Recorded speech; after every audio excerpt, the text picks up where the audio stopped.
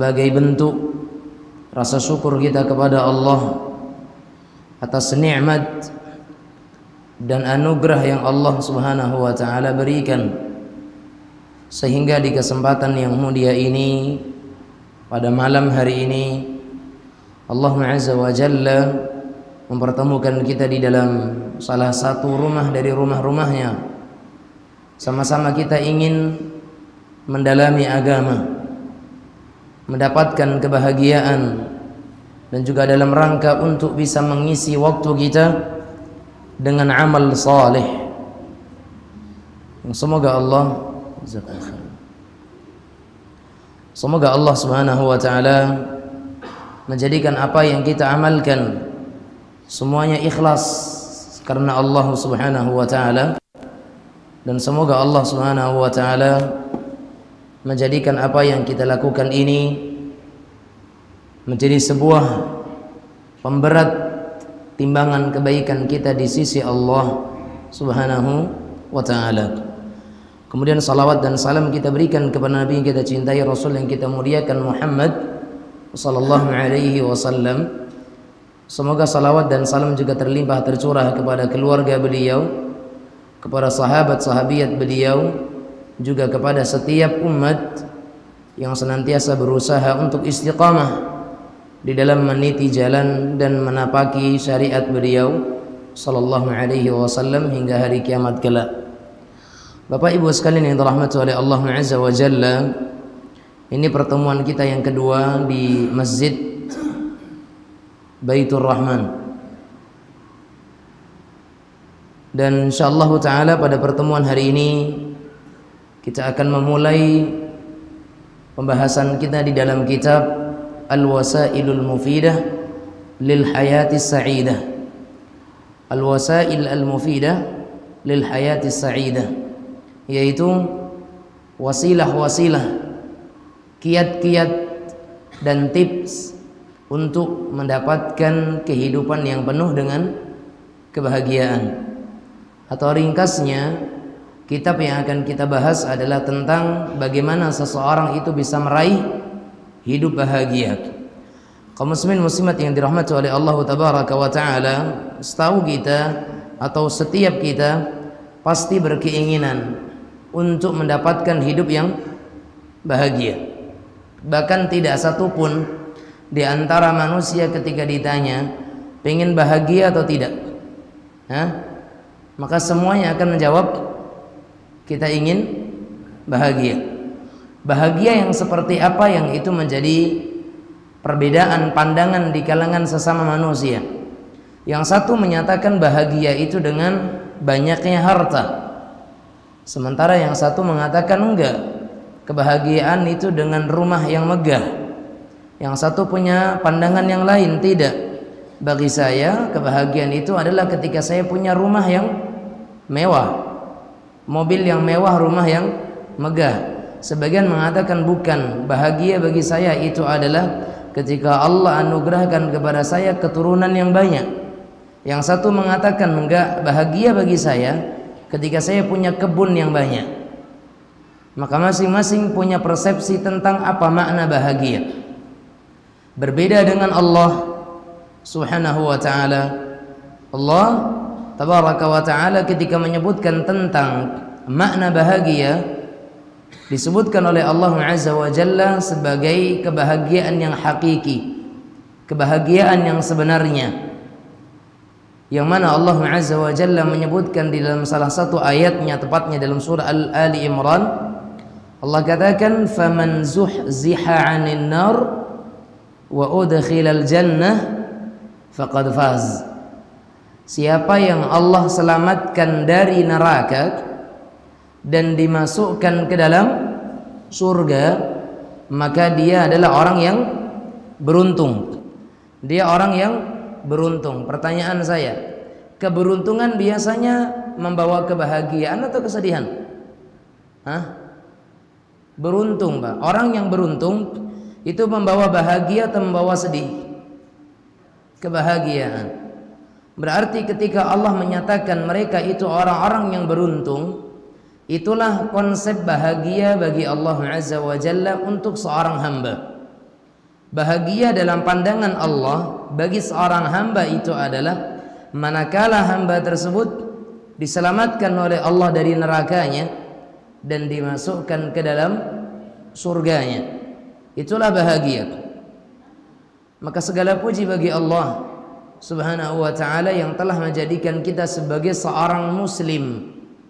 Segala puji bagi Allah yang telah menjadikan kita sebagai seorang yang mengenal agama Islam, karena Islam adalah modal utama seseorang mendapatkan kebahagiaan.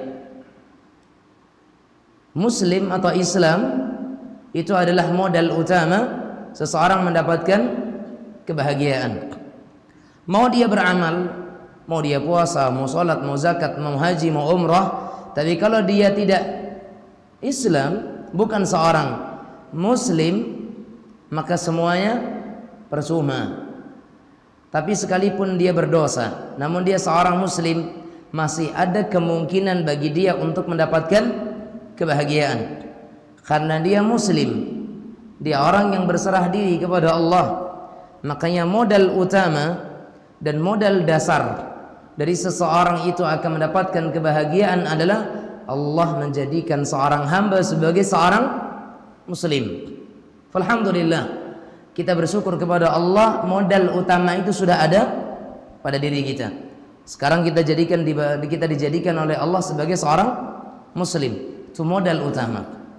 Tetapi ma'asyiral muslimin muslimat sekalian yang dirahmati oleh Allah Azza wa Jalla, kebahagiaan tidak hanya akan Allah berikan kepada seseorang sebatas dia menjadi seorang Muslim saja. Karena kebahagiaan identik dengan ketenangan hati, ya atau enggak? Bahagia identik dengan hati yang tenang. Makanya kita katakan, kalau ada yang menyatakan kebahagiaan saya itu pada harta yang banyak, justru orang yang banyak harta ada kalanya jauh dari yang namanya ketenangan. Orang yang banyak harta terkadang justru jauh dari yang namanya ketenangan. Nak lolok pun susah. Barbecue mano kan diletang pitih dan sebagainya. Atau mungkin bagaimana kalau duitnya hilang, bagaimana sekiranya uangnya hilang, dan seterusnya. Oleh karena itu kaum muslimin muslimat sekalian yang dirahmati oleh Allah Rabbuna tabaraka wa ta'ala, ketika suatu hati itu tenang, maka itulah kebahagiaan. Sehingga kita katakan bahwa ketenangan hati dan kesenangan jiwa serta hilangnya rasa sedih dan gelisah adalah merupakan satu hal yang memang menjadi keinginan setiap muslim. Bukan hanya muslim, bahkan non muslim saja mereka ingin hidup tenang. Bahkan orang-orang kafir saja mereka juga ingin hidup tenang. Tetapi bagaimana Islam memandang kebahagiaan? Bagaimana Islam menilai kebahagiaan? Kalau sekiranya dikatakan perkebunan pertanian yaitu menjadi sebab kebahagiaan dan ketenangan, banyak orang yang mereka harus tidur di kebunnya dan mereka tinggalkan rumah megahnya. Kenapa? Karena kalau tidur di rumah tak tenang. Akhirnya apa? Dia mengalah di rumahnya ada sprint bed di kamar yang ber-AC, ditemani dengan istri dan anak-anak, lebih milih dia tidur di kebunnya sendirian, terkadang bernyamuk dan seterusnya. Demi apa? Kebun yang katanya itu kebahagiaannya, tapi ternyata tidak juga. Menjadikan dia tidak tenang, menjadikan dia itu merasakan gelisah, resah. Sehingga jemaah sekalian yang dirahmati oleh Allah Azza wa Jalla, tidaklah kebahagiaan itu diukur dengan harta. Kebahagiaan tidak diukur dengan adanya perkebunan, rumah, kendaraan, namun kebahagiaan itu letaknya di dalam hati seorang muslim. As-sa'adatu hahuna, kebahagiaan itu di sini, hati seorang muslim. Ketika hatinya tenang, dia akan bahagia. Bagaimanapun orang kaya, dia kaya, kebunnya luas, rumahnya megah, kendaraannya mewah, tapi tetangganya usil semuanya. Tetangganya usil semuanya. Bahagia nggak? Bahagia nggak? Nggak bahagia. Yang depan ngomongin dia. Yang kiri buang sampah di sekeliling rumahnya. Yang kanan kalau nyetel radio keras-keras. Yang belakang anaknya disakitin terus. Kalau sempat punya tetangga depan belakang kanan kiri kayak gitu perangainya, gunanya apa? Rumah megah. Gunanya apa? Mobil mewah. Gunanya apa? Kebun luas, harta banyak. Nyatanya hidup juga nggak tenang. Maka konsep kebahagiaan itu di sini, Pak Ibu sekalian, di dalam hati. Berarti kalau kita katakan bagaimana supaya kita mencapai kebahagiaan, maka kita bisa katakan bahwa bagaimana kita bisa menggapai segala sarana-sarana yang diperlukan yang bersifat religius. Apa itu religius? Keagamaan. Karena agamalah yang membawa ketenangan, bukan harta. Keimananlah yang membawa ketenangan, bukan pangkat, bukan jabatan, bukan kedudukan. Tapi Islam, iman, itulah letak dan sumber kebahagiaan tersebut. Oleh karena itu kaum muslimin muslimat yang dirahmati oleh Allah Rabbuna tabaraka wa taala, beliau sang penulis kitab ini Al-Syekh Abdurrahman ibn Nasir As-Sa'di rahimahullah, beliau menyebutkan sekitar 20-an sebab kebahagiaan. 20 sebab kebahagiaan. Berarti kalau satu pertemuan membahas satu sebab, kita butuh 20 bulan untuk menyelesaikan kitab ini. Kalau 20 bulan libur Ramadan dengan Syawal, berarti pas tuh Pak, 2 tahun baru selesai. 2 tahun selesai. Sabar-sabarlah kita menyelesaikan buku ini. 2 tahun. Itu pun kalau liburnya 2 bulan. Kalau sempat liburnya Ramadan, Syawal, Dzulqa'dah, Dzulhijjah, mulai Muharram lagi, udahlah alamat 3 tahun baru selesai. Bapak Ibu sekalian yang dirahmati oleh Allah Azza wa Jalla, orang-orang mereka menginginkan kebahagiaan. Orang kafir ingin bahagia. Anak-anak kecil pun ketika ditanya mereka ingin bahagia. Yang mereka bujangan pengen bahagia, yang sudah menikah pengen bahagia, yang sudah tua pun pengen bahagia, karena semuanya pengen bahagia. Bahkan penduduk kubur ketika ditanya mereka juga pengen bahagia. Tetapi tidak semuanya orang Allah berikan kepada mereka kebahagiaan.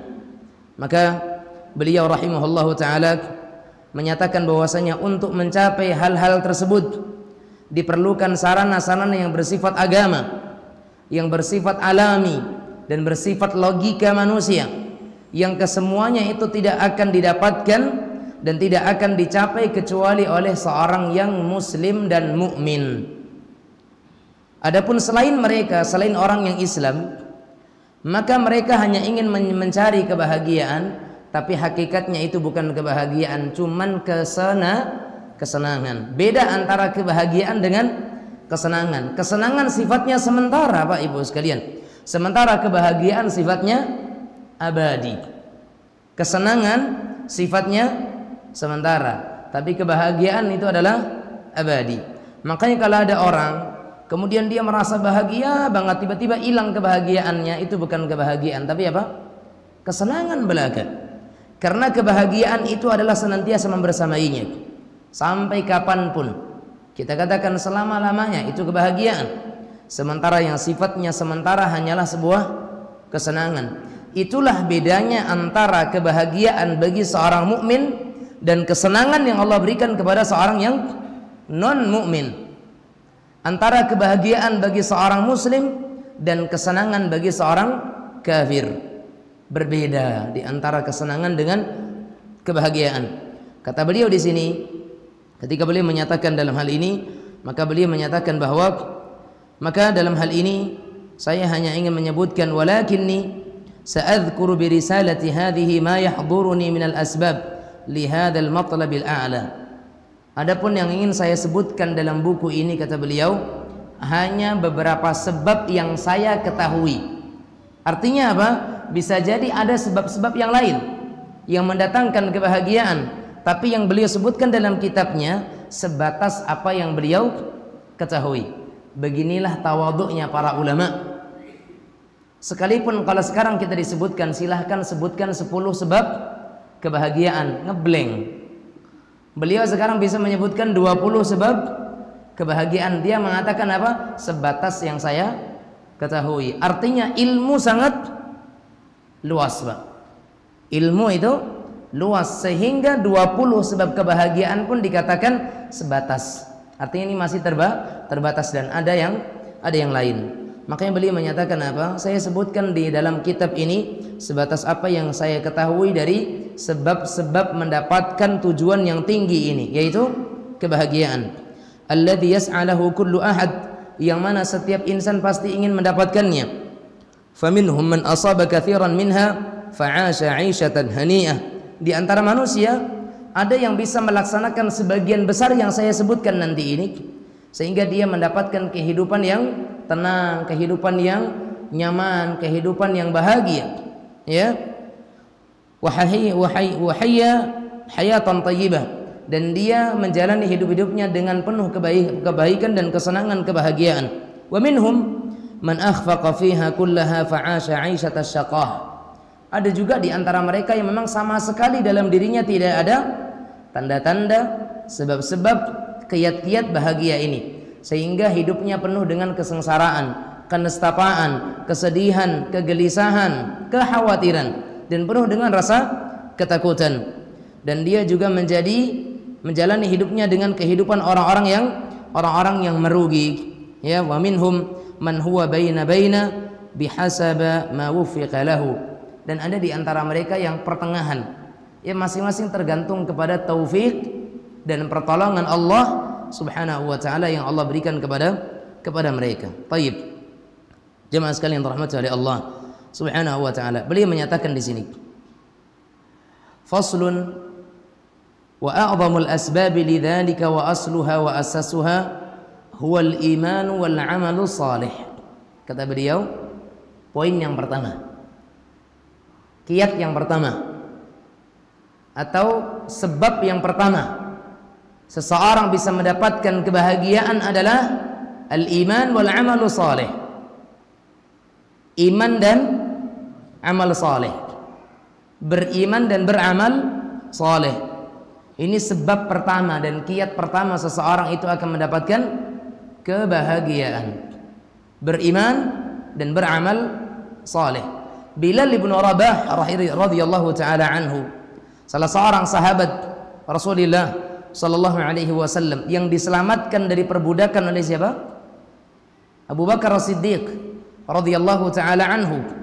Beliau adalah salah satu sahabat yang mendapatkan kebahagiaan, yang telah dijamin bahagia oleh Rasulullah sallallahu alaihi wasallam, dan telah disindir oleh Allah beliau sebagai orang yang akan mendapatkan kebahagiaan surga. Sebabnya apa, Bapak Ibu sekalian? Karena keimanannya dan juga karena amal salehnya radhiyallahu anhu. Keimanan Bilal bin Rabah itu bukan sembarang keimanan. Keimanan Bilal bin Rabah, mungkin di antara kita zaman kita sekarang ini belum ada yang imannya sebagaimana iman Bilal radhiyallahu taala anhu. Bagaimana beliau dalam perbudakan Umayyah bin Khalaf, ketika diperbudak oleh Umayyah, dia dibawa ke padang pasir, dibentangkan atau ditelentangkan di bawah terik matahari, ditimpakan di atas dada dan perutnya batu yang besar, dipaksa, diperintah untuk mengikrarkan, mengucapkan Tuhan mereka, menyebut nama-nama berhala. Namun satu kalimat yang keluar dari mulut Bilal bin Rabah, Ahad, Ahad, Allah yang satu, Allah yang esa. Keimanan yang tidak ada tandingannya, sehingga Abu Bakar As-Siddiq radhiyallahu taala anhu membebaskan beliau radhiyallahu anhu. Dan setelah itu beliau karena keimanannya dan Allah Subhanahu wa taala anugerahkan kepada beliau orang yang memiliki suara yang indah, suara yang baik, pengucapan huruf-huruf hijaiyah yang sempurna, sehingga terpilihlah beliau sebagai muadzzinur Rasul sallallahu alaihi wasallam, tukang adzannya Rasulullah sallallahu alaihi wasallam. Lihat, karena keimanannya dia sudah mendapatkan kebahagiaan di mana? Di dunia. Dipilih oleh Rasul sallallahu alaihi wasallam sebagai tukang adzan di Masjid Nabawi, bahkan menjadi muadzin andalan ketika itu, sampai para sahabat ketika kehilangan Bilal seolah-olah mereka kehilangan Rasul. Ketika ada suara Bilal, seolah-olah Rasulullah kembali hidup. Pernah ketika Rasulullah SAW telah wafat, sekian lama Bilal menghilang dari masyarakat penduduk kota Madinah. Tiba-tiba datang Bilal ketika itu, mengumandangkan adzan di Masjid Nabawi. Semua orang menangis mendengar adzannya Bilal bin Rabah radhiyallahu taala anhu. Ketika masing-masing mereka bertanya, kenapa? Mereka menyatakan apa?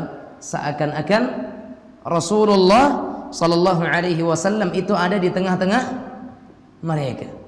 Seolah-olah Rasulullah sallallahu alaihi wasallam ada di tengah-tengah mereka. Lihat, kaum muslimin muslimat sekalian yang dirahmati oleh Allah Rabbuna tabaraka wa taala. Ini Bilal bin Rabah, budak berkulit hitam, berasal dari negeri Habasyah, yang tidak punya keluarga, hidup sebatang kara, menjadi seorang babu dari seorang majikan yang bengis, lagi bertindak semaunya sebagai orang yang kafir.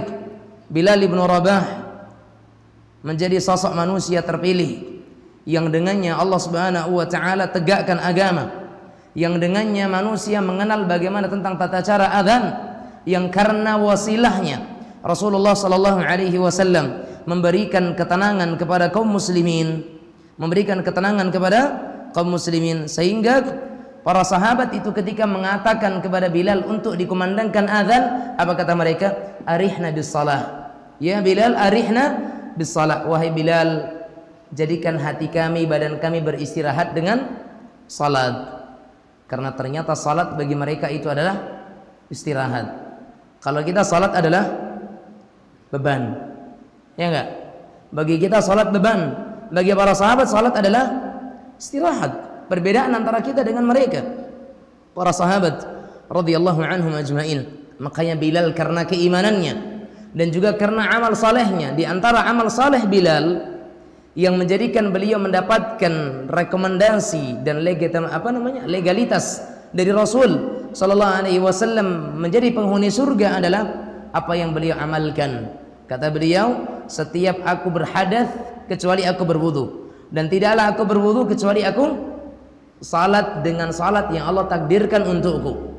Sehingga kata Rasulullah sallallahu alaihi wasallam, wahai Bilal, aku mendengar suara gesekan terompahmu di dalam surga Allah Subhanahu wa taala. Setelah keimanannya yang tidak mempan dengan cambuk, dengan keimanan yang beliau miliki yang tidak goyah karena ditindih dengan batu, keimanan yang begitu kokoh yang tidak pernah buyar hanya karena dijemur di bawah panasnya terik matahari, membuat Bilal bin Rabah menjadi manusia mulia yang suara gesekan terompahnya yang biasa berbunyi di dunia didengar oleh Rasulullah sallallahu alaihi wasallam berada di dalam surga. Dan Bilal termasuk di antara orang-orang yang berhijrah dari kota Makkah ke kota Madinah. Sementara Allah katakan apa? Wasabiqunal awwalun. Terus minal muhajirin wal ansar. Di ujung ayat kata Allah apa? Radhiyallahu anhum wa radu an wa a'adda lahum jannatin tajri tahtaha al-anhar. Orang-orang yang masuk Islam di awal-awal dari kalangan muhajirin dan ansar, dan di antara orang-orang yang mengikuti mereka dengan baik. Ya, kata Allah Azza wa Jalla, radhiyallahu anhum wa radu an. Allah ridha kepada mereka, mereka ridha kepada Allah. Dan Allah menyediakan untuk mereka surga yang mengalir di bawahnya sungai-sungai. Lihat. Dan beliau termasuk orang-orang muhajirin, Bilal bin Rabah, karena keimanannya. Lihat jemaah sekalian rahimanillah wa iyakum, orang yang iman, orang yang beriman, hidupnya akan penuh dengan kebahagiaan. Orang yang beriman hidupnya penuh dengan kebahagiaan, karena orang yang beriman paham dia bagaimana bersyukur. Orang yang beriman mengerti bagaimana dia bisa bertakwa. Orang yang beriman dia paham bagaimana dia beribadah kepada Allah. Dan orang yang beriman dia akan beramal saleh. Lihat bagaimana firman Allah Subhanahu wa taala di dalam surat An-Nahl ayat yang ke-97. Allah Azza wa Jalla berfirman, "Man 'amila shalihan min dzakarin aw untha wa huwa mu'minun falanuhyiyannahu hayatan thayyibah وَلَنَجْزِيَنَّهُمْ أَجْرَهُمْ بِأَحْسَنِ مَا كَانُوا يَعْمَلُونَ. Kata Allah, siapa yang beramal saleh dari kalangan laki-laki ataupun perempuan dalam keadaan dia beriman, beramal saleh, beriman. Ini ayat ini menjelaskan tentang dua sebab tadi. Man amila salihan, siapa yang beramal saleh dari laki-laki ataupun perempuan, wa huwa mu'min, dalam keadaan dia beriman kepada Allah, falanuhyiyannahu hayatan thayyibah, maka kami akan berikan kepadanya kehidupan yang baik. Kehidupan yang baik berarti sebab kebahagiaan. Kehidupan yang baik di sini dalam pandangan siapa? Kehidupan yang baik di sini dalam pandangan siapa? Allah. Karena Allah yang menyebutkan kami akan berikan kepadanya kehidupan yang baik. Baik bagi hamba tersebut. Kebahagiaan Allah akan berikan kepadanya di dunia. Di akhirat apa? Walanajziyannahum ajrahum bi ahsani ma kanu ya'malun. Kata Allah Azza wa Jalla, dan sungguh kami akan berikan kepada mereka balasan di akhirat dengan pahala yang lebih baik dari apa yang pernah mereka lakukan di dunia. Kalau dengan amal saleh, dengan keimanan di dunia dia mendapatkan kehidupan yang bahagia, maka di akhirat dia akan mendapatkan kehidupan yang lebih bahagia.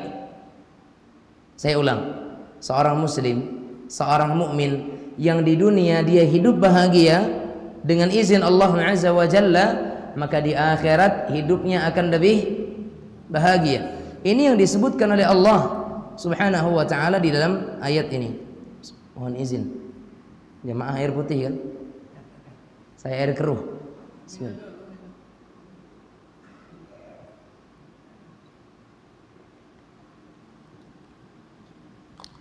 Bapak Ibu sekalian yang dirahmati oleh Allah Azza wa Jalla, Allah Subhanahu wa ta'ala dalam ayat ini mengabarkan kepada kita bahwa Allah Subhanahu wa ta'ala telah menjanjikan bagi siapa saja yang menggabungkan antara dua hal, iman dan amal saleh, Allah akan berikan kepada mereka kehidupan yang bahagia.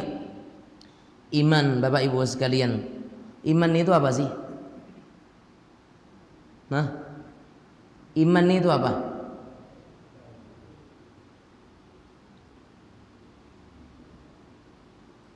Ayo, makna iman itu apa? Beriman kepada Allah, beriman kepada hari akhir. Ini rukun iman. Ya, iman secara bahasa artinya percaya, yakin, ya, adanya keyakinan. Itu iman secara bahasa. Istilah,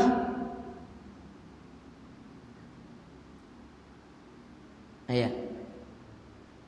Tayyib jamaah sekalian rahimanillah wa yakum. Iman secara istilah itu adalah keyakinan di dalam hati serta diucapkan dengan lisan dan dibuktikan dengan anggota badan. Dan keimanan bertambah dan berkurang. Bertambahnya dengan ketaatan, berkurang dengan kemaksiatan. Itu makna iman. Iman adalah keyakinan yang ada di dalam hati, kemudian diikrarkan oleh lisan dan dibuktikan dengan anggota badan, bertambah dengan ketakwaan dan berkurang karena kemaksiatan. Itu makna iman. Berarti orang ketika hanya sekedar mengatakan amantu billah, saya beriman kepada Allah, tapi hatinya tidak mengakui bahwasanya Allah Rabbnya, beriman belum? Belum. Sampai Rasulullah SAW menyatakan apa? Ya man amana bilisanihi wa lam yu'min bihi qalbuh. Wahai manusia yang hanya beriman dengan lisannya dan tidak beriman dengan hatinya.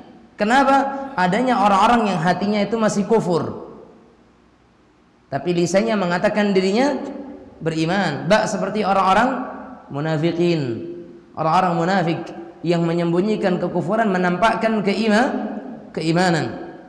Nah, dan di antara ciri-ciri orang yang beriman dengan keimanan yang belum sempurna, orang yang keimanannya belum sempurna, kata Rasul sallallahu alaihi wasallam, katakan apa? La taghtab aurata akhik. Jangan engkau cari-cari aurat saudaramu. Jangan engkau cari-cari kesalahan saudaramu. Ya, kata Rasulullah SAW, "Wa man tatabba'a Allahu 'auratahu, wa man tatabba'a 'aurata akhihi, tatabba'a Allahu 'auratahu." Siapa yang mencari-cari kesalahan orang lain, Allah akan korek kesalahan dia. Wa man tatabba'a Allahu 'auratahu yafdahu walau fi jawfi ahli baiti. Dan siapa yang sudah Allah korek kesalahannya, Allah akan hinakan dia sekalipun kesalahan itu dia lakukan di tengah-tengah rumah tangganya. Allah akan beberkan, Allah akan bongkar, Allah akan tunjukkan kepada manusia yang banyak. Dengan sebab apa? Dia mencari-cari kesalahan orang lain. Sikap orang yang beriman itu tidak mencari-cari kesalahan orang. Justru kalau kita temukan kesalahan orang, kita backup, kita tutupi kesalahan orang tersebut. Kita dengar adanya kabar sumbing tentang seseorang, jangan kita percayai sampai kemudian kita mencari tahu kepastiannya. Kalau sudah cari tahu dan pasti dia salah, bukan malah kita ceritakan, tapi kita tutup mulut dan kita datangi dia, nasihati. Ini sifat mukmin. Tapi kalau setiap kali datang berita kita sebarkan, datang berita kita sebarkan, ini sifat siapa? Ini sifat siapa? Munafiqun, orang-orang munafik. Kata Allah Azza wa Jalla, sifat orang munafik itu apa? Wa idza ja'ahum amrun minal amni awil khauf adha'u bi. Orang-orang munafik itu ketika datang kepada mereka kabar, baik yang sifatnya itu kabar tentang keamanan atau kabar tentang kekhawatiran, mereka langsung sebarkan. Nah, budaya seperti ini banyak di zaman kita sekarang. Budaya asal share sesuatu. Dapat kabar, bagikan. Dapat kabar, kirim. Dapat kabar, ceritakan. Dapat kabar, kirim ke grup, kirim ke gini. Sementara terkadang kabar tersebut belum diketahui akan kepastian dan kebenarannya. Apa ini? Sifat mukmin bukan seperti itu. Kata Allah Azza wa Jalla apa? In ja'akum fasikun binaba'in fatabayyanu. Kalau datang seseorang yang membawa kepadamu sebuah berita, maka tabayyun terlebih dahulu. Tabayyun itu apa? Cari kejelasannya. Pastikan ini sifat seorang yang beriman. Wa amilus shalihat, dan orang-orang yang beramal saleh. Amal saleh itu gimana? Ayo. Makna amal saleh itu seperti apa? Ada hadiah nggak sih? Ayo. Amal saleh. Apa itu amal saleh? Atau bagaimana disebut sebagai amal saleh? Jamaah. Lah, macam mana nih? Istilah amal saleh sering dengar kan? Sering. Nah, makna amal saleh itu apa? Para ulama menyebutkan amal saleh itu adalah makana lillahi khalisan wa li sunnati rasulillahi muwafiqan. Amal saleh itu adalah sesuatu yang ikhlas karena Allah dan sesuai dengan petunjuk Rasulullah. Itu amal saleh. Sesuatu yang ikhlas karena Allah dan sesuai dengan petunjuk Rasulullah sallallahu alaihi wasallam. Nya salat tapi tak ikhlas. Amal saleh atau bukan? Amal saleh atau bukan? Enggak lah. Bukan amal saleh, makanya tidak akan diterima oleh Allah. Dia ikhlas tapi salatnya salah, maghrib dibikin 4 karena dia tahan, kuat. Amal saleh atau bukan? Amal saleh atau bukan? Bukan.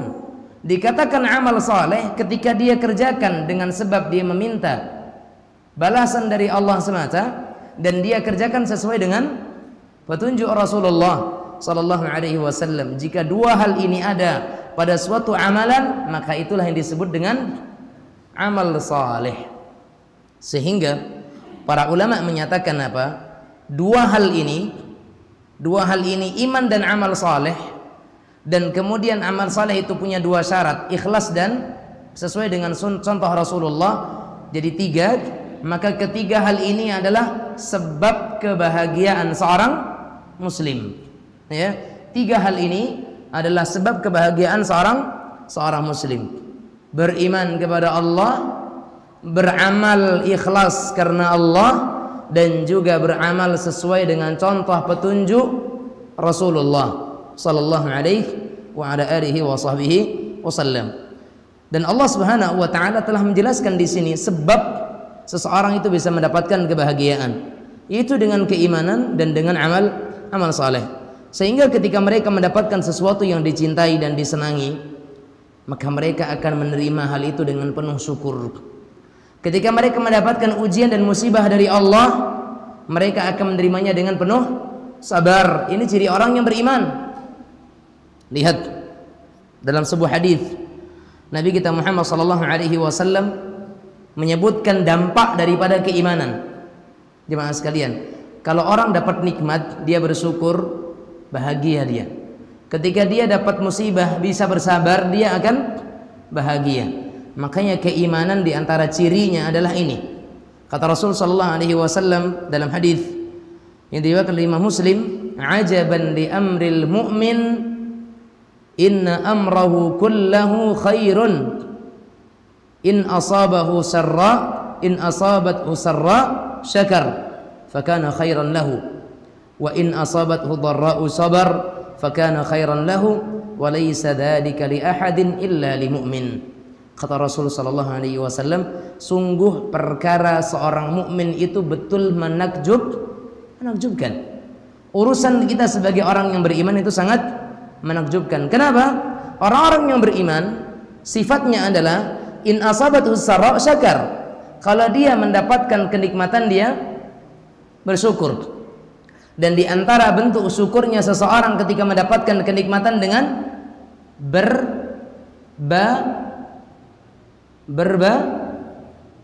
bukan.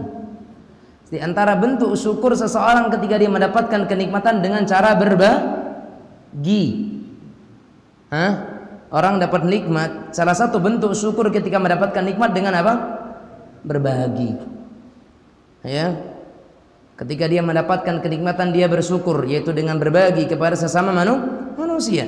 Wa in asabathu dharra'u sabar. Namun ketika dia mendapatkan musibah, bencana, cobaan, sabar. Dia bersabar. Maka itu kebaikan bagi seorang mukmin, dan itu tidak dimiliki oleh seseorang kecuali oleh mukmin. Dapat nikmat, dia bersyukur dengan berbagi. Dapat musibah, dia bersabar. Dengannya pahalanya diangkat, dosanya digugurkan, derajatnya ditingkatkan oleh Allah Subhanahu wa taala. Lihat bagaimana seorang mukmin, bagaimana seorang mukmin dibimbing oleh Allah untuk menjadi manusia yang berbahagia, menjadi orang yang mendapatkan kebahagiaan. Dan semua itu adalah menjadi hak orang yang beriman dan beramal saleh. Maka semoga poin yang pertama ini Allah Subhanahu wa taala mudahkan bagi kita agar kita bisa menjadi orang-orang yang beriman dan kemudian bisa menjadi orang-orang yang beramal saleh.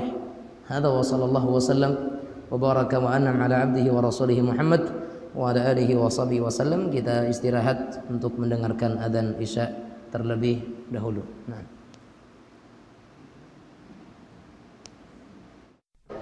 La yadkhulul jannah man la ya'manu jaruhu bawa'iqah. Ini yang pertama, tentu kita membaca bismillah sebelum makan. Kenapa? La tasbiquni birruku'i wala bisujudi wala bilinsiraf. Surga Allah Subhanahu wa taala adalah sesuatu yang Allah ciptakan untuk orang-orang yang mereka itu berbuah kebaikan selama kehidupan mereka di dunia ini. Simak kajiannya sesaat lagi hanya di La yadkhulul jannah man la ya'manu jaruhu bawa'iqah. Ini yang pertama, tentu kita membaca bismillah sebelum makan. Kenapa? La tasbiquni birruku'i wala bisujudi wala bilinsiraf. Surga Allah Subhanahu wa taala adalah sesuatu yang Allah ciptakan untuk orang-orang yang mereka itu berbuah kebaikan selama kehidupan mereka di dunia ini. Simak kajiannya sesaat lagi hanya di La yadkhulul jannah man la ya'manu jaruhu bawa'iqah. Ini yang pertama tentu kita membaca bismillah sebelum makan. Kenapa? La tasbiquni birruku'i wala bisujudi wala bilinsiraf.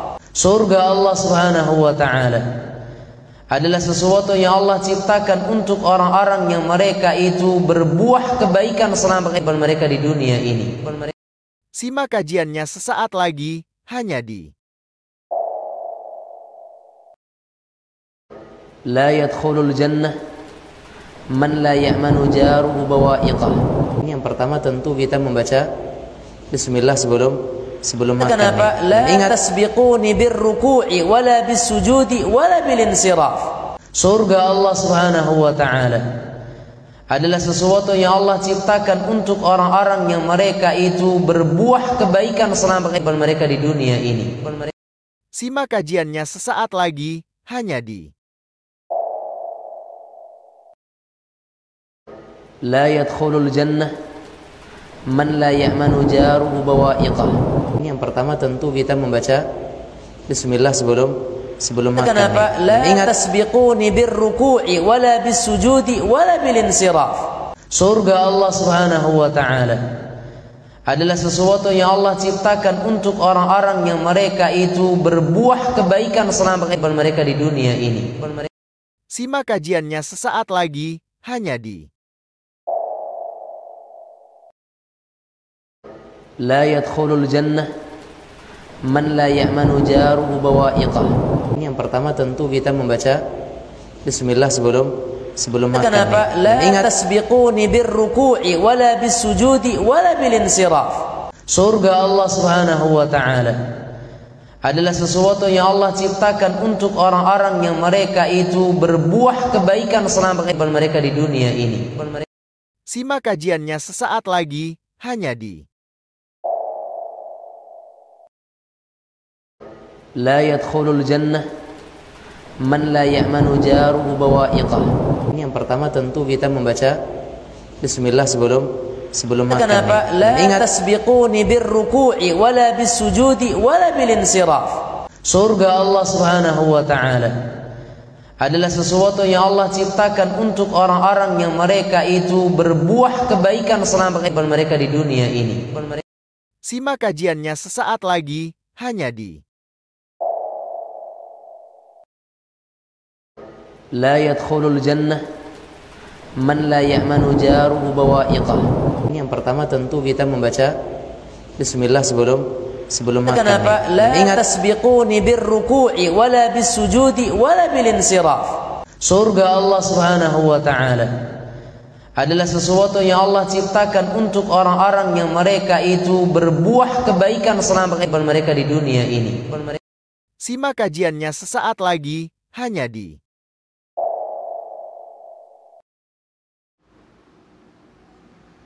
Alhamdulillahi wa kafa wa salatu wa salamu ala nabiyil mustafa wa ala alihi wa sahbihi wa man ihtada. Ma'asyiral muslimin muslimat yang dirahmati oleh Allah Subhanahu wa taala. Dalam hadis tadi Nabi menyebutkan sallallahu alaihi wasallam tentang dua ciri seorang yang beriman, yaitu ketika dia ditimpa dengan sebuah kesenangan dan nikmat, maka dia akan bersyukur. Dan siapa yang ditimpa dengan musibah, maka dia akan bersabar. Maka dengan itu mereka akan mendapatkan ketenangan dan kebahagiaan. Ikhwan dan akhwat sekalian, Bapak Ibu yang dirahmati oleh Allah Azza wa Jalla, terkait dengan masalah rasa syukur dan juga tentang kesabaran, banyak kisah yang disebutkan Nabi kita Muhammad sallallahu alaihi wasallam, dan banyak kisah yang disebutkan oleh para ulama dalam buku-buku mereka. Dan juga bahkan dalam kejadian-kejadian orang-orang di sekitar kita akan lihat di saat ada orang-orang yang mereka bersyukur kepada nikmat yang Allah berikan, di saat itu akan ada jalan keluar, penuh dengan jalan keluar. Tayyib, jemaah sekalian yang dirahmati oleh Allah Azza wa Jalla, ada orang yang bagaimanapun keadaannya dia terus bersyukur kepada Allah, terus bersyukur kepada Allah. Dan yang paling mulia lagi seorang muslim itu adalah yang menggabungkan antara syukur dengan sabar. Yang menggabungkan antara syukur dengan sabar. Terlebih lagi ketika syukur dan sabar ini digabungkan dalam sebuah musibah. Kalau orang bersyukur dalam kenikmatan, itu udah wajib. Tapi kalau orang bisa bersyukur dalam sebuah musibah, ini yang luar biasa. Tayyib, Abu Qilabah rahimahullah wa radhiyallahu anhu. Abu Qilabah di antara perawi hadis. Ya, di antara perawi hadis. Abu Qilabah radhiyallahu taala anhu hidup dengan kesederhanaan. Bukan hanya kesederhanaan, bahkan hidup dalam penuh kekurangan. Abu Qilabah, beliau orang yang penuh dengan kekurangan, ya, penuh dengan kekurangan. Awalnya dia menjadi orang yang dicari-cari oleh orang-orang karena doanya mustajab, juga karena kemuliaan ilmunya, juga karena pengetahuan agamanya. Tapi lihat bagaimana beliau itu memilih tinggal di sebuah gubuk yang terbuat dari kain, ya, yang hanya tiangnya adalah seperti tiang-tiang kayu biasa, tenda bahasa kitanya. Tinggal di padang pasir. Ketika terjadi angin kencang, tendanya dibawa terbang, dijemput lari oleh anaknya, dan seterusnya. Jemaah sekalian yang dirahmati Allah Azza wa Jalla, dikisahkan oleh seseorang, dia pernah orang ini dalam perjalanan. Kemudian tiba-tiba dia melewati padang pasir dan lihat ada sebuah tenda. Ada sebuah tenda. Ya. Dan tenda di situ, dalam tenda itu dia lihat ada sosok laki-laki yang sudah cukup tua, dalam keadaan yang tidak begitu terurus, dalam kondisi tangannya buntung, kakinya terpotong, tidak memiliki kekuatan apapun itu. Namun terdengar dari lisannya senantiasa mengucapkan alhamdulillahilladzi faddalani ala katsirin mimman khalaqa tafdila. Segala puji bagi Allah yang memberikan kepadaku kelebihan yang tidak Allah berikan kepada selainku. Bayangkan, kira-kira kelebihan apa yang diberikan oleh Allah? Tangannya kedua-duanya hilang, kakinya kedua-duanya terpotong. Kalau ada orang di antara kita yang kayak gini di zaman kita, ada yang masih bisa bersyukur seperti dia bersyukur? Hah? Paling dia akan mengatakan, apa dek dayan yang dibayar kau? Hah? Wong tua tidak pernah salat sehat-sehatnya, dayan yang alhamdulillah selalu salat, nak ketek bawa ujian dan sebagainya. Nah, tapi Abu Qilabah tidak, dari lisannya terus mengucapkan alhamdulillah, sampai orang ini ketika mencoba memberanikan diri untuk masuk, ya, ketika didengar oleh Abu Qilabah mengatakan di dalam tenda, siapa di luar? Siapa di luar? Orang ini mengatakan saya seorang musafir, saya orang pejalan kaki, saya sedang mencari sebuah air atau mencari bantuan, ya, mencari bantuan dan pertolongan, ya. Makanya saya di sini. Ketika saya melihat ada sebuah tenda, maka saya ke sini, dan saya temukan Anda di sini. Apakah saya boleh masuk? Ya, maka dia mengatakan silakan masuk. Silakan masuk. Nah, kemudian orang ini mengatakan, Bapak di sini dengan siapa? Kenapa Bapak sendirian di sini? Dan kemudian apa yang Bapak lakukan? Mana keluarga Bapak? Di mana istri Bapak? Di mana anak-anak Bapak? Di mana keluarga Bapak? Dan seterusnya. Kaum muslimin muslimat rahimanillah wa iyyakum. Orang ini banyak nanya. Orang ini banyak nanya karena dia kaget dengan kondisi bapak yang sendirian dalam tenda seperti itu. Bagaimana dia bisa bertahan hidup? Ini harus sudah nih. Harus sudah. Enggak ya, lanjut ya. Enggak enak banget ya ceritanya terputus. Jadi kaum muslimin muslimat rahimanillah wa iyyakum. Orang ini terus bertanya-tanya. Abu Qilabah mengatakan, sebenarnya kau ini mau apa? Banyak nanya. Apa yang kau butuhkan dan apa yang kau inginkan? Dia mengatakan, aku membutuhkan sesuatu. Ya, aku butuh sesuatu begini-begini. Apakah engkau bisa menolongku? Kata Abu Qilabah, saya punya anak satu orang. Ya, saya punya anak satu orang. Sekarang dia sedang keluar untuk mencari makanan. Engkau akan mendapatkan pertolongan itu ketika engkau bisa menemukan anak saya. Ya. Engkau akan bisa mendapatkan bantuan kalau engkau menemukan anak saya. Sementara kalau tidak, engkau lihat bagaimana saya sekarang. Makanya kalau engkau ingin mendapatkan pertolongan itu, bantu saya untuk mencari anak saya tersebut. Kemudian orang ini mengatakan, wahai bapak, kalau begitu tolong sebutkan ciri-ciri anak Anda. Dia bagaimana wataknya atau sifat posturnya seperti apa. Dia tadi pergi mengenakan baju apa dan seterusnya. Maka disebutkan ciri-cirinya. Disebutkan ciri-cirinya oleh Abu Qilabah ini. Maka terbayanglah oleh orang ini tentang apa yang disampaikan oleh ayahnya tersebut. Mulailah dia pergi mencari anak tersebut. Dicari ke sana, ke sini, ke sana, ke sini, enggak ketemu. Ya, dia mau balik tapi belum ketemu. Enggak mungkin karena saya masih butuh bantuan. Saya harus menemukan anak ini. Tapi sudah dicari-cari enggak ketemu. Sampai akhirnya dia tertuju kepada sebuah apa? Ada burung gagak yang di atas dia berputar-putar. Yang biasanya kalau burung gagak di atas berputar-putar, itu dia berarti mengintai mangsa di bawah. Nah, mungkin di sana ada petunjuk. Di sana ada petunjuk. Maka dia coba memberanikan diri untuk ke arah tersebut. Sampai di sana, dia melihat adanya beberapa ekor serigala yang sedang memangsa sesuatu. Dari kejauhan dia melihat bahwasanya ada seseorang anak yang dia memakai baju yang seperti disifatkan oleh ayahnya. Dia memberanikan untuk mendekat. Akhirnya serigala itu lari dan kemudian dia lihat ternyata apa? Betul. Itu adalah anaknya Abu Qilabah. Yang harusnya dia bisa menolong dia, ternyata dia yang butuh ditolong ketika itu. Tayyib jamaah sekalian rahimanillah, penuh dengan kebimbangan. Saya balik ngasih kabar anaknya wafat sementara keadaannya begitu, serba susah. Bukan saya yang ditolong, saya yang harus nolong bapak tua tadi jadinya. Tapi kalau saya nggak balik, saya mau kemana? Di sini saya juga sendirian. Kalau sempat hujan, nggak ada tempat terteduh, masih mending juga tinggal dengan bapak tersebut. Dilema, balik enggak? Kalau kita mungkin ngitung kancing baju kan, adik enggak, balik enggak. Dia bingung. Akhirnya dia putuskan, ya udah, saya ketemu dengan bapak tadi. Bagaimanapun itu, saya harus kembali. Saya harus sampaikan kepada bapak tersebut. Sembari dia di jalan memikirkan bahasa, cara untuk menceritakan kepada bapak ini supaya dia tidak bersedih dan seterusnya. Kaum muslimin muslimat rahimanillah wa iyyakum.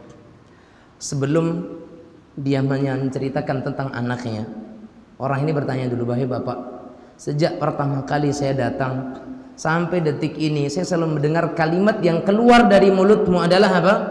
Alhamdulillah, kalimat syukur kepada Allah. Sekarang saya mau tanya sama bapak, nikmat apa yang bapak dapatkan sehingga engkau terus berzikir kepada Allah, bersyukur kepada Allah subhanahu wa ta'ala, sampai engkau katakan nikmat yang tidak diberikan oleh Allah kepada selain engkau. Nikmat yang mana? Engkau lihat dirimu gak bisa berjalan, gak bisa makan, engkau tergantung kepada orang lain dan seterusnya. Sekarang anakmu ketika dia pergi saja engkau tidak bisa apa-apa. Lantas nikmat apa yang engkau dapatkan sehingga engkau terus bersyukur kepada Allah dan engkau bisa bersabar dalam keadaan seperti ini? Dia mengatakan apa? Diajarkan terus. Ya, dikatakan, kalaupun sekiranya saya nggak punya tangan, nggak punya kaki, tapi saya masih bisa mendengar. Bukankah itu nikmat? Bukankah itu nikmat? Iya kan? Nikmat. Makanya dikatakan apa? Alhamdulillah. Di samping saya bisa mendengar, saya juga bisa melihat. Bukankah itu nikmat? Nikmat. Makanya kita bilang apa? Alhamdulillah. Ketika saya bisa mendengar, saya bisa melihat, saya juga bisa ngomong, berbicara. Bukankah itu nikmat? Coba bayangkan kaki tak ada, tangan hilang, nggak bisa mendengar, nggak bisa ngomong, makin susah, ya kan? Tapi dia terus begitu. Kalaupun sekiranya semuanya nggak ada, maka nikmat yang paling besar yang Allah berikan kepadaku adalah nikmat hati yang tenang dan lisan yang senantiasa berzikir kepada Allah, dan itu nikmat terbesar. Sekarang betapa banyak orang yang hidup dengan tentram, hidup dengan penuh dengan harta, kekayaan, tapi lisannya kering daripada berzikir kepada Allah. Nama Allah jarang disebutkan oleh lisannya. Tapi lihat, tidak sedikit orang yang hidup dengan dalam kemiskinan, lisannya terus menyebut-nyebut nama Allah subhanahu wa ta'ala. Setelah itu dia mengatakan, "Wahai bapak tua, bagaimana kalau sekiranya anakmu kemudian tidak kembali dan dia lebih memilih kembali kepada Allah subhanahu wa ta'ala?" Ya, dia katakan, "Ya udah, milik Allah. Dia milik Allah dan memang semua kita akan kembali kepada Allah subhanahu wa ta'ala." Maka disampaikan oleh orang ini, "Wahai bapak tua, sungguh saya menemukan anakmu dalam keadaan dia sudah dicabik-cabik, dicakar-cakar, dan sebagian tubuhnya sudah hilang, dimakan oleh serigala. Dan mohon maaf, saya tidak menemukan anakmu dalam keadaan selamat kecuali dia telah wafat." Ya, telah wafat dan dia telah meninggal, dia tetap mengatakan apa? Alhamdulillah, segala puji bagi Allah yang telah memberikanku seorang anak yang pandai berbakti kepada orang tuanya. Masih tetap bisa bersyukur kepada Allah. Coba bayangkan dalam kondisi yang seperti itu, masih tetap bersyukur kepada Allah. Kenapa? Anak saya sekalipun tinggal satu, tapi dia menjadi anak yang berbakti kepada Allah, matinya membawa kebaikan, maka saya bersyukur kepada Allah. Daripada saya punya banyak anak tapi semua anak mati dalam keadaan durhaka kepada Allah, lebih baik satu anak tapi dia berbakti kepada Allah Subhanahu wa ta'ala. Iya atau tidak? Banyak anak nggak kenal agama, lebih baik punya satu anak tapi dia mengerti dan paham dan tunduk kepada aturan agama, makanya dia bersyukur kepada Allah Subhanahu wa ta'ala. Orang yang mengatakan, kau masih bisa bersyukur juga dalam keadaan anakmu sudah meninggal seperti ini, maka dia mengatakan tidak ada hal yang menghalangiku untuk tidak bersyukur kepada Allah Subhanahu wa ta'ala. Sambil menangis orang ini kemudian membelakangi orang tua tersebut karena tidak tega melihat orang tua ini dalam keadaan dia tidak memiliki siapa-siapa lagi. Selang beberapa waktu kemudian orang tua ini, Abu Kilabah, terisak, dadanya mulai sesak, nafasnya mulai tersengal-sengal, dan kemudian ketika itu dia menghembuskan nafas terakhirnya setelah dia mendengar kabar anaknya wafat, dan dia pun kembali kepada Allah Subhanahu wa ta'ala. Lihat kira-kira dia wafat dalam kebahagiaan atau kesedihan? Kebahagiaan. Kenapa? Wafat dalam keadaan hati yang senantiasa bersyukur dan bersabar kepada Allah Subhanahu wa ta'ala. Setelah dia wafat, orang yang pemuda ini bingung, ini mau dikemanakan? Saya mau menguburkan sendiri nggak bisa. Dia terus memohon kepada Allah. Ada orang yang lewat. Tidak beberapa waktu Allah Subhanahu wa ta'ala izinkan ada 3 orang dengan mengendarai kuda ketika itu, ya, lewat dalam perkemahan tersebut.